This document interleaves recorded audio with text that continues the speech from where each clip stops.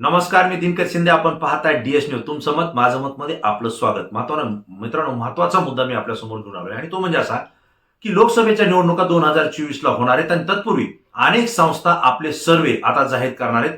त्यापैकी एक संस्था आहे सी वोटर, जी गेल्या 25 ते 30 वर्षापासून देश पातळीवर राजकीय म्हणजेच देश पातळीवर लोकसभेच्या विधानसभेच्या ज्या निवडणुका होतात त्याचा त्या सर्वे करतात आणि बऱ्याचदा त्यांचा सर्वे हा विश्वासपात्र समजला जातो. आणि विशेषतः एबीपी माझ्यासाठी हा सी वोटरनं सर्वे केलेला आहे आणि या सर्वेमध्ये धक्कादायक जो काही सर्वे बाहेर आलाय असं काही लोक म्हणतात, परंतु मला वाटत नाही धक्कादायक, कारण अपेक्षेप्रमाणे तो त्यांनी सर्वे दिलेला आहे.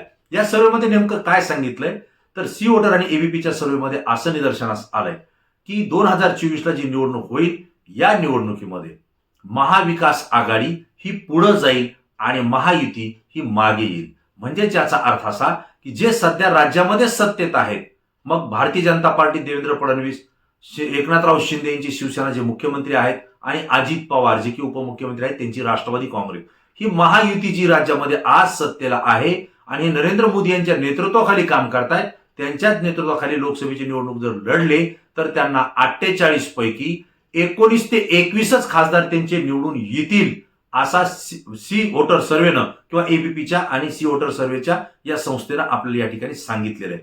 म्हणजे मित्रांनो, ज्या भारतीय जनता पार्टी आणि शिवसेना यांच्या युतीनं 2019 मध्ये जी लोकसभेची निवडणूक लढली होती, या निवडणुकीमध्ये मोठं यश मिळवलं होतं. कारण 2024 ला जो निकाल लागला होता त्यातल्या 48 जागांपैकी जवळपास 41 जागा ह्या युतीच्या आल्या होत्या, म्हणजे भारतीय जनता पार्टी आणि शिवसेनेच्या आल्या होत्या. त्यापैकी भारतीय जनता पार्टी 23 खासदार आले होते आणि शिवसेना उद्धव ठाकरे यांचे खासदार हे 19 आले होते. म्हणजे जवळपास 48 पैकी 41 खासदार हे युतीचे होते आणि उर्वरित जे खासदार राहिले होते 7, त्यापैकी 5 खासदार हे काँग्रेस आणि राष्ट्रवादी दोघांचे मिळून त्या ठिकाणी आले होते. फक्त 5 खासदार आणि 2 खासदार हे अपक्ष होते, त्यामध्ये नवनीत राणा या सुद्धा अपक्षमध्ये येतात. मित्रांनो, हा 2019चा निकाल होता आणि आता मात्र जो सी वोटरनं सर्वे केलाय, एबीपीनं सर्वे केलाय, यामध्ये मात्र सगळी परिस्थिती उलटी झालेली आहे आणि यामध्ये महायुतीला फक्त 19 ते 21 खासदार निवडून येतील असं सांगितलंय. त्या व्यतिरिक्त त्याविरुद्ध महाविकास आघाडी जी आहे, म्हणजे उद्धव ठाकरे, शरद पवार आणि काँग्रेस यांची जी राज्यामधली जी महायुती आहे, यांच्या महायुतीला मात्र 26 ते 28 खासदार 2024 ला निवडून येतील असं सांगितलेलं आहे. जर आपण थोडी तुलना केली तर लक्षात येईल, ज्यावेळेस काँग्रेस राष्ट्रवादीचे 2019 ला फक्त 5 खासदार होते, आता शिवसेना त्यांना मिळाल्यामुळं त्यांचे खासदार जवळपास 28 येत आहेत 48 पैकी. आणि ज्या ठिकाणी शिवसेना आणि भारतीय जनता पार्टी एकत्र होते त्यावेळेस त्यांचे 41 खासदार आले होते. आता मात्र उद्धव ठाकरे हे जरी बाजूला गेले असले तर त्यांची जागा एकनाथराव शिंदे आणि यांच्यासोबत गेलेल्या 40 आमदारांनी, म्हणजे शिवसेना पुन्हा भारतीय जनता पार्टी सोबत तशाला तशी राहिलेली आहे एकनाथ शिंदेच्या माध्यमातून. उलट त्यासोबत अजित पवार यांच्या माध्यमातून शरद पवार यांची राष्ट्रवादी 40 आमदार घेऊन पुन्हा भारतीय जनता पार्टी सोबत आलेली आहे. असं जर पाहिलं तर ती ताकद आता वाढली पाहिजे, परंतु तसं होताना दिसत नाही.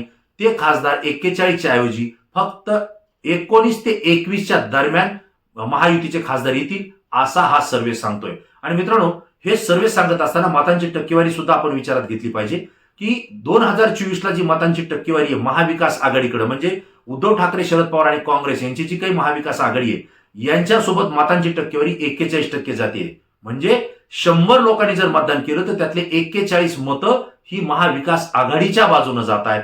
आणि महायुती जी आहे, म्हणजे देवेंद्र फडणवीस, एकनाथराव शिंदे आणि अजित पवार यांची जी महायुती आहे, यांच्याकडे मात्र तो आकडा जातोय फक्त 37%. म्हणजे 100 जणांनी मतदान केलं तर फक्त 37 लोक या महायुतीच्या उमेदवाराला त्या ठिकाणी मतदान करतील असं चित्र आपल्याला पाहायला मिळतंय.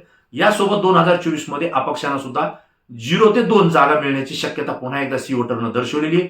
परंतु मित्रांनो, 2 खासदार जरी अपक्ष येत असतील असं जरी दर्शवलं असलं तरी ती अपक्षांची जी काही आघाडी असेल किंवा जो गट असेल त्यांना मात्र 22% मतं मिळताना सुद्धा सी वोटर या ठिकाणी आपल्याला सांगताय. म्हणजे 22% जर मतं त्यांची जर गृहीत धरली आणि 41% मतं महाविकास आघाडीची जर गृहीत धरली तर दोन्हींची मिळून जी बेरीज होते ती 63% होते मित्रांनो. म्हणजेच नरेंद्र मोदी यांच्या नेतृत्वाखाली लोकसभेची निवडणूक लढल्या जाणार आहे आणि महायुती जी राज्यात सत्तेत आहे ती लढणार आहे. त्यांच्या विरोधात 63% मतं ही त्यांच्या विरोधात पडणार आहेत. म्हणजे 100 लोकांनी मतदान केलं तर 63 लोक हे नरेंद्र मोदी आणि महायुतीच्या विरोधात मतदान करणारे हे सी वोटर आणि एबीपीच्या सर्वेमध्ये या ठिकाणी लक्षात आलेले आहे. मित्रांनो, मला आपल्याला आवर्जून सांगायचंय की 2019 मध्ये ज्यावेळी निवडणूक झाली होती, या निवडणुकीमध्ये भारतीय जनता पार्टी शिवसेना गट म्हणजे उद्धव ठाकरे हे एकत्र असताना त्यांच्या युतीला 41 जागा आल्या होत्या. पण 41 जागा येऊन त्यांची जी काही मताची टक्केवारी आहे, ही टक्केवारी जवळपास 51% होती. म्हणजे 51% म्हणजे 100 पैकी 51 माणसं मतदार हे त्यांना मतदान 2019ला केलं होतं. आणि त्याच वेळी काँग्रेस राष्ट्रवादीचे फक्त 5 खासदार निवडून आले होते, परंतु त्यांची जी मताची टक्केवारी होती ती 32% होती. म्हणजे 32% मतं त्यांना मिळाली होती. आणि वंचित विकास आघाडी प्रकाशराव आंबेडकर यांची आणि एमआय ओवेसींचा पक्ष यांनी एकत्र निवडणूक लढली होती. त्यावेळेस मात्र त्यांचा एकच खासदार निवडून आला, संभाजीनगर, जो की औरंगाबाद होतं. तेव्हा त्यांचा एक खासदार आला आणि त्यांना मात्र जी मतं मिळाली होती ती 7.65% एवढी मतं त्यांना मिळाली होती. म्हणजे जवळपास 100 पैकी 8 लोकांनी त्यांना मतदान केलं होतं. हे आपल्याला मला आवर्जून सांगावं लागतं. महत्वाचा मुद्दा हा नाही मित्रांनो, महत्वाचा मुद्दा हा आहे की 2024चा सर्वे एबीपी माझा आणि सी वोटरनं केलेला आहे. तो आता आपल्या समोर येत असताना एक गोष्ट लक्षात येते की नरेंद्र मोदी यांनी देशामध्ये आता जवळपास 10 वर्षापेक्षा अधिक काळ हा सत्तेचा या ठिकाणी त्यांनी काम केलेले भोगलेलं आहे. आणि त्यांच्याच नेतृत्वाखाली महाराष्ट्रामध्ये देवेंद्र फडणवीस भारतीय जनता पार्टीचं काम पाहतायत आणि राज्यामध्ये जे फोडाफोडीचं राजकारण करून ते सत्तेत बसलेत, विकासाची कामं करताय म्हणून सांगताय. कोट्यवधींच्या कामाची घोषणा त्या ठिकाणी होते. मात्र तरी सुद्धा इकडे उद्धव ठाकरेंचा पूर्ण पक्ष फोडून एकनाथराव शिंदे सोबत गेलेले, शरद पवारांचा पूर्ण पक्ष फोडून अजित पवार त्यांच्या सोबत गेलेले, असं सगळी ताकद सोबत असताना लोकसभेमध्ये 2019च्या निवडणुकीऐवजी 2024ला त्यांच्या जागा अधिक येणं अपेक्षित होतं. परंतु तसं होताना दिसत नाही. 41 किंवा भारतीय जनता पार्टी 23 वरून खाली येते आणि तिघांची मिळून 21 खासदार निवडून येण्याची शक्यता या ठिकाणी आहे. आणि हे जे सगळं घडतंय यामध्ये उद्धव ठाकरे आणि शरद पवार यांना जी सहानुभूती मिळते, वास्तविक पाहता उद्धव ठाकरे यांना महाराष्ट्रामध्ये मोठी सहानुभूती मिळते. ग्राम पातळीवर असेल, गाव पातळी असेल, मोठ्या सिटीमध्ये असेल, उद्धव ठाकरे यांच्या बाजूनं मराठी माणूस हा एकवटलेला आहे. सगळ्या जाती धर्माच्या लोकांमध्ये उद्धव ठाकरे यांची सहानुभूती आहे. कारण 2.5 वर्ष त्यांनी महाराष्ट्राचं मुख्यमंत्रीपद भोगलं आणि त्या कालावधीमध्ये कोरोनाची साथ जी आली होती त्यावेळेस उद्धव ठाकरे यांनी केलेली कामं, शेतकऱ्यांना केलेली कर्जमाफी आणि बेरोजगारांसाठी त्यांनी जो रोजगार उपलब्ध करण्यासाठी आखलेल्या योजना, यासोबत विकास कामं, हाही त्यांना त्या ठिकाणी त्यांचा प्लस पॉईंट होतोय. पण त्यासोबत त्यांची शिवसेना फोडून जी की भारतीय जनता पार्टीने एकनाथ शिंदे गट आपल्या सोबत घेतला, त्याचा जो रोष आणि राग आहे तो महायुतीवर निघतोय आणि उद्धव ठाकरे यांच्या बाबतीत ती सहानुभूती आपल्याला पाहायला मिळते. मित्रांनो, या गोष्टीमुळेच आज महाविकास आघाडी 2024ला पुढे जाते. मला आवर्जून सांगावं लागेल की याच्या मागची ज्यावेळेस आपण कारण शोधतो तर याला 6 कारणं आहेत. 6 कारणांमुळे महाविकास आघाडी पुढे जाते आणि महायुती नरेंद्र मोदी यांच्या नेतृत्वाखालची महाराष्ट्रामध्ये मागे येते. हे आपल्याला आवर्जून या ठिकाणी सांगावं लागेल. कारण काय झालं मित्रांनो, देशामध्ये उत्तर प्रदेश आणि महाराष्ट्र हे 2 राज्य अत्यंत महत्वाचे आहेत. त्यासोबत बिहार असेल, पश्चिम बंगाल असेल आणि पंजाब ही राज्य सुद्धा लोकसभेच्या दृष्टीनं अत्यंत महत्वाची आहे. पण ह्या सर्वेमध्ये जेव्हा सी वोटरनं सर्वे केला, यामध्ये स्पष्टपणे सांगितलेलं आहे पंजाबमध्ये काँग्रेस त्या ठिकाणी बाजी मारते. काँग्रेसच्या अधिक जागा येतील, भाजपच्या कदाचित त्या ठिकाणी 0 ते 2 जागा त्या ठिकाणी येण्याची शक्यता त्यांनी वर्तवली आहे. पण त्यासोबत पश्चिम बंगालमध्ये ममता बॅनर्जी हे त्या ठिकाणी उसळी मारतायत. त्यांचे खासदार हे अधिक संख्येनं त्या ठिकाणी निवडून येत आहेत. हाही सर्वे या ठिकाणी आपल्याला पाहायला मिळतोय. बिहारमध्ये सुद्धा भारतीय जनता पार्टीला यश मिळताना दिसत नाही. त्यांचे प्रतिस्पर्धी असलेल्या पक्षांना त्या ठिकाणी अधिक खासदार मिळत आहेत. उत्तर प्रदेशमध्ये मात्र भारतीय जनता पार्टीला 80 खासदार त्या ठिकाणी आहेत. 80 पैकी जास्त खासदार हे भारतीय जनता पार्टीचे त्या ठिकाणी येतील, असं सी वोटर आणि एबीपीनं आजच्या सर्वेमध्ये सांगितलंय. मात्र दुसरीकडे महाराष्ट्र हे अत्यंत महत्वाचं आहे, कारण 48 खासदार आहेत आणि या ठिकाणी मात्र महाविकास आघाडीचे त्या ठिकाणी खासदार जवळपास 28 खासदार आज निवडून येत आहेत असं सांगतायत आणि 21च्या आतमध्ये भारतीय जनता पार्टी महायुतीचे येत आहेत असं सांगतात. याची जी 6 कारणं मित्रांनो आपल्याला लक्षात येत आहेत ते म्हणजे पहिलं कारण, उद्धव ठाकरे जे की त्यांची शिवसेना भारतीय जनता पार्टी सोबत युतीत होती.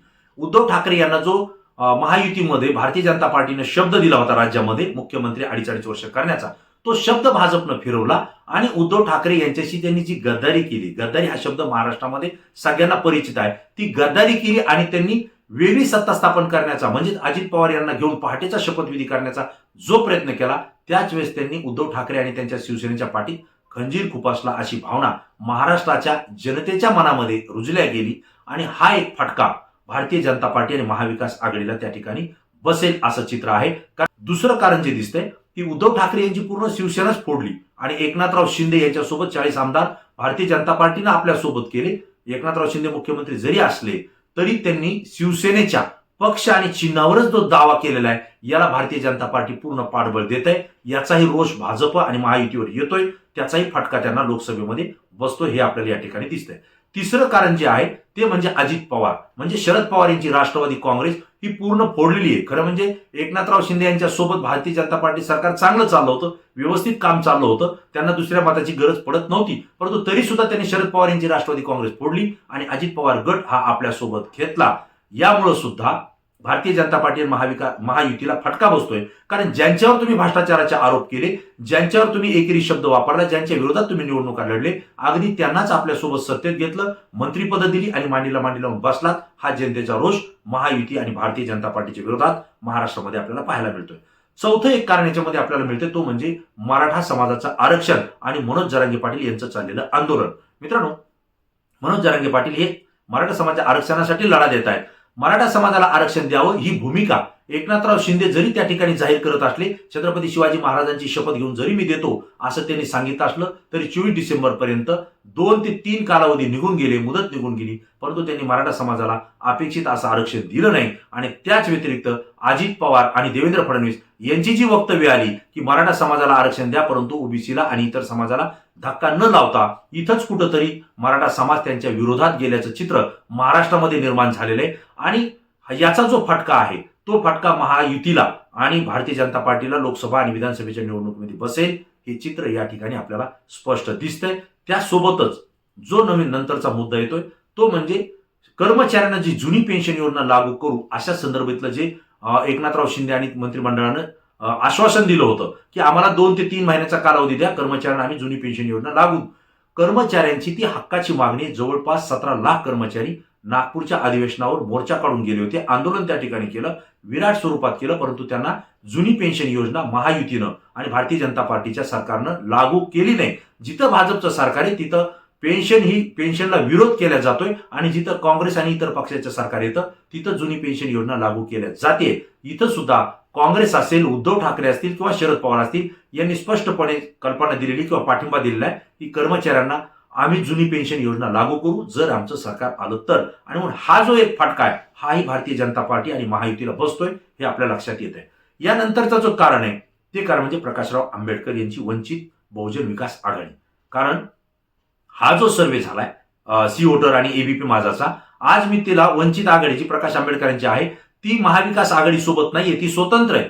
तरी सुद्धा या सर्व्हेमध्ये 28 जागा या महाविकास आघाडीला दाखवल्यात आणि जवळपास 21 जागा महायुतीला दाखवल्यात.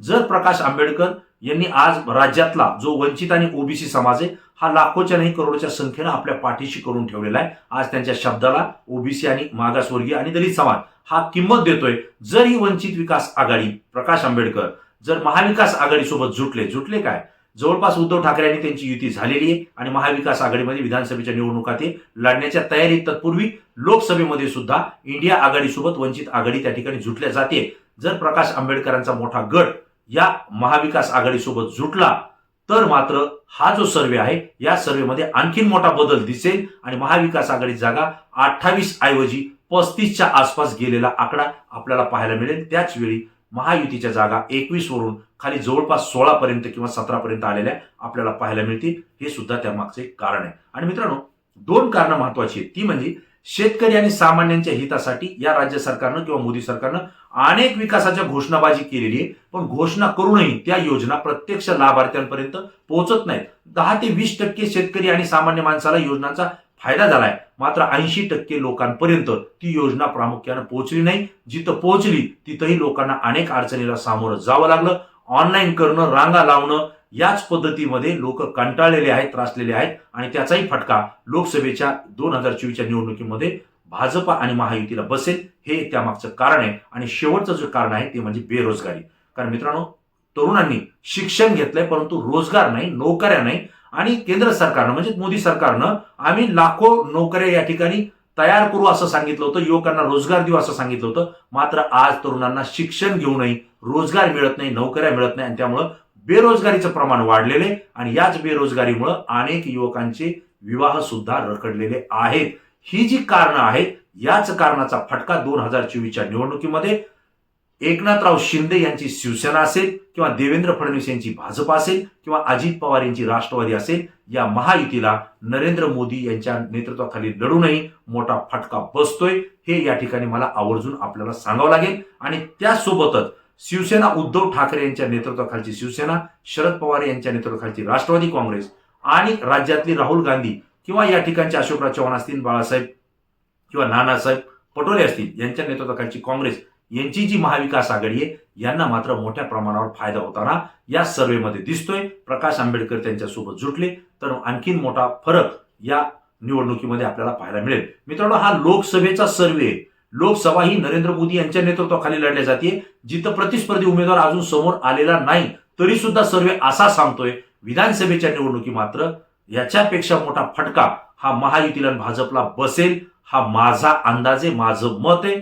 आपल्याला या विषयावर काय वाटतं? आपली प्रतिक्रिया माझ्यासाठी अत्यंत महत्वाची आहे, कारण तुमची प्रतिक्रिया संपूर्ण महाराष्ट्रातून येते आणि ती आमच्यासाठी अत्यंत महत्वाची आहे. मित्रांनो, आपण हे चॅनल DS न्यूज चॅनल जर अजूनही सबस्क्राईब केलं नसेल तर प्लीज आपण सबस्क्राईब करा, सातत्याने संपर्कात राहा आणि रोखठोक सडेतोड आणि निपक्ष माहिती घेण्यासाठी एकमेकांच्या संपर्कात राहून आपण DS न्यूजचा लाभ घ्या ही विनंती करतो. पुन्हा नवीन विषय, नवीन मुद्दा घेऊन आपल्या समोर येईल. तोपर्यंत धन्यवाद.